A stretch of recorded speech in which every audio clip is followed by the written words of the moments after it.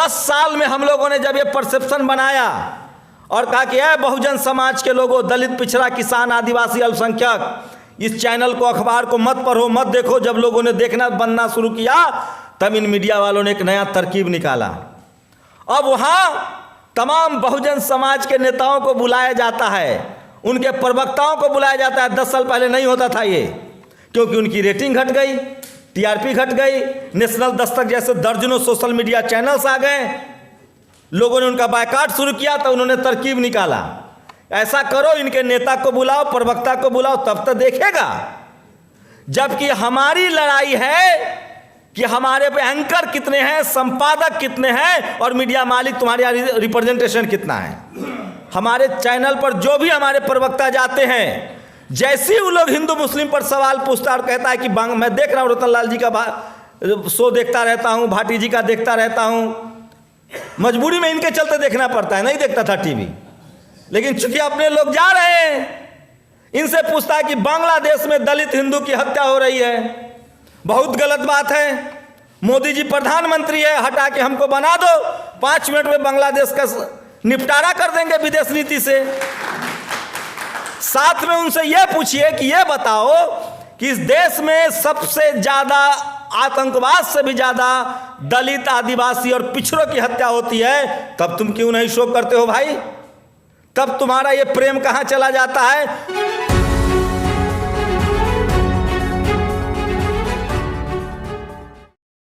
बहुत बहुत शुक्रिया ऑल इंडिया फेडरेशन का और उसके तमाम जो मेंबर्स हैं उनका, और इस सभागार में जो तमाम हमारे मेहमान हैं और जिन लोगों ने इस लायक मुझे समझा। सच्चाई ये है कि ये एक और जिम्मेदारी लाद दी गई है कि अब तुमको पीछे नहीं भागना है।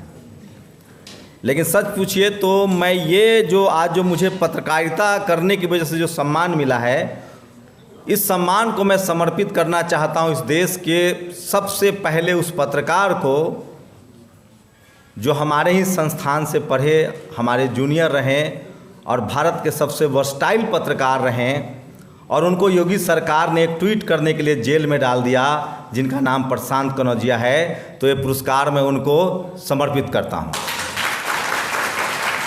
दूसरा ये पत्रकार मैं समर्पित करता हूँ जो अभी रतन लाल जी हमारे मंच पर आए थे और ओम सुधा जी ने कहा, मुझे याद है जब शुरुआती दौर था तो हमारा महीनों रतन लाल जी का घर जो है वही हमारा अड्डा था, और भोजन भी, रहना भी, और तमाम तरह की उनसे डांटें भी सुनी हैं और गार्जियन भी रहे।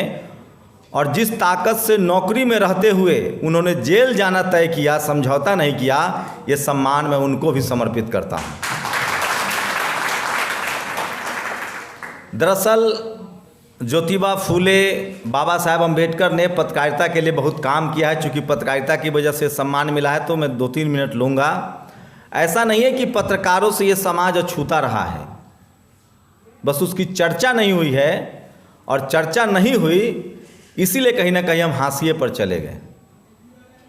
बाबा साहब अम्बेडकर, प्रोफेसर रतन लाल जानते हैं, चाहे तमाम लोग हमारे बहुजन समाज के सब जागरूक लोग हैं यहाँ, बहिष्कृत भारत, मूक नायक जैसे तमाम अखबार उन्होंने शुरू किए।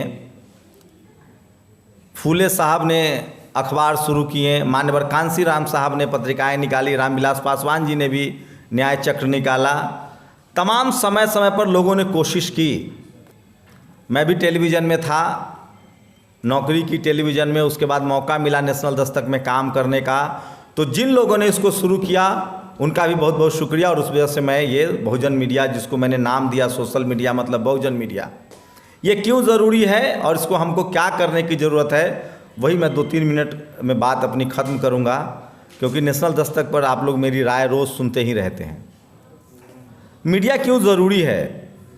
सोचिए, मैं इन्हीं हाथों से, मैं टेलीविज़न में नौकरी करता था, और जब बहुजन महापुरुषों का नोएडा और लखनऊ में पार्क बन रहा था, जो बहुत सुंदर पार्क था, तो मैं एक टेलीविज़न चैनल में उसी में लिख के ब्रेकिंग टाइप करता था, रनडाउन बनाता था कि ये पत्थर में पैसे बर्बाद हो रहे हैं।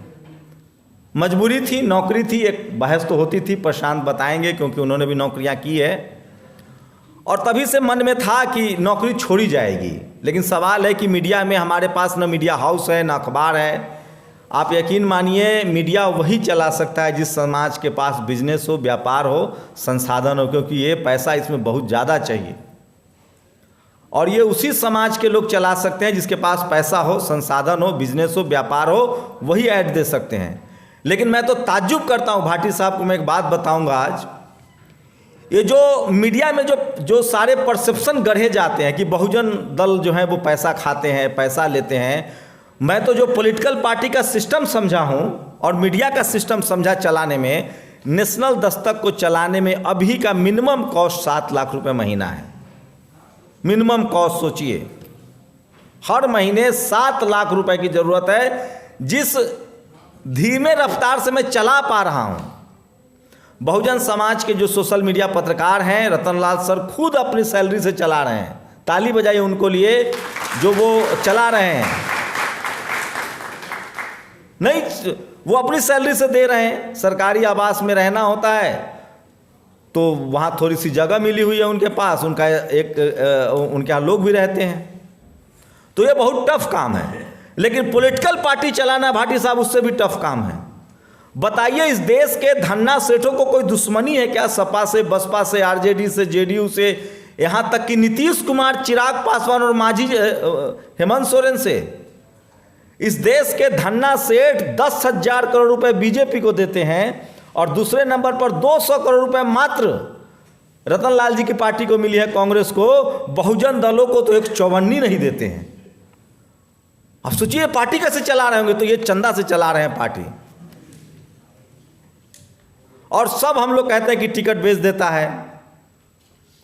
मुझे लगता है कि जब तक पत्रकार नहीं बनेंगे बहुजन समाज के लोग, तब तक हमारी बातें पहुंच नहीं पाएंगी। मैं एक दो उदाहरण दे सकता हूं। अभी बसंत कनौजिया लखनऊ यूनिवर्सिटी में उनको उसी तरह से निकाल दिया गया था जैसे रोहित वेमुला के साथ हुआ था। रोहित वेमुला के समय हम लोग उतने सोशल मीडिया पर इन्फ्लुएंस नहीं थे, हमारी संख्या कम थी लिखने पढ़ने वाले लोगों की, और रोहित वेमुला को अकाल मौत के मुंह में समा जाना पड़ा। लेकिन बसंत कनौजिया लड़ा, जीता और उसका अपॉइंटमेंट फिर से हुआ, उनको फिर से पीएचडी में लेना पड़ा। मैं दावे के साथ कह सकता हूं कि जिस समाज के पास मीडिया नहीं होगा, वो समाज प्रधानमंत्री भी बन जाए तो मायावती जी की तरह या अखिलेश यादव की तरह या लालू यादव की तरह बदनामी झेलेगा, क्योंकि मीडिया उनके खिलाफ था। इन लोगों ने सबसे शानदार काम किया, आप देख लीजिए उठा के। सबसे ज्यादा यूनिवर्सिटी मायावती जी ने खोला, लालू यादव जी ने खोला, अखिलेश जी ने तो लखनऊ को स्वर्ग बना दिया। इकाना स्टेडियम, मॉल खोल दिए। अलग बात है कि गांव में भी कुछ करना चाहिए था, खैर समय समय की बात है। लेकिन उन्होंने भी मायावती जी के जो काम थे किए हुए, उनको अखिलेश जी ने दुगनी रफ्तार से आगे बढ़ाया। बहन जी ने 250 किलोमीटर का एक्सप्रेसवे, 300 किलोमीटर का, तो उन्होंने 500 किलोमीटर का एक्सप्रेसवे बनाया। लेकिन सोचिए उस समय की मीडिया क्या खबरें चलाती थी। कहीं कोई घटना हो गई तो मुख्यमंत्री का फोटो लगा दिया गया। मायावती जी पत्थर की देवी हैं, लालू यादव तो भारत के सबसे भ्रष्ट मुख्यमंत्री। और ये सब हम लोगों ने देखा, सुना और मान भी लिया, क्योंकि ये टीवी अखबार वाला बेईमान बोलता था और हम लोग इसका जातिवाद और मनुवाद नहीं समझ पाए। भाटी साहब ने कहा कि इस देश में हायर जुडिशियरी और मीडिया में रिजर्वेशन जरूरत है, क्योंकि वहां बिल्कुल डाइवर्सिटी नहीं है। मैं कह रहा हूं जातिवाद और मनुवाद का सबसे बड़ा अड्डा है ये। और हायर एजुकेशन में तो फिर भी इक्का दुक्का जज हमारे चले गए हैं। मीडिया मनुवाद का, वो जातिवाद का अभेद अड्डा है जहां अब तक एक सेंधमारी भी नहीं हुई है। इस देश में एक भी बहुजन समाज का पत्रकार न संपादक है और न मीडिया का मालिक है, हम सिर्फ दर्शक हैं। 10 साल में हम लोगों ने जब ये परसेप्शन बनाया और कहा कि बहुजन समाज के लोगों, दलित, पिछड़ा, किसान, आदिवासी, अल्पसंख्यक, इस चैनल को, अखबार को मत पढ़ो, मत देखो, जब लोगों ने देखना बनना शुरू किया तब इन मीडिया वालों ने एक नया तरकीब निकाला। अब वहां तमाम बहुजन समाज के नेताओं को बुलाया जाता है, उनके प्रवक्ताओं को बुलाया जाता है। 10 साल पहले नहीं होता था ये, क्योंकि उनकी रेटिंग घट गई, टीआरपी घट गई, नेशनल दस्तक जैसे दर्जनों सोशल मीडिया चैनल्स आ गए, लोगों ने उनका बायकॉट शुरू किया तो उन्होंने तरकीब निकाला।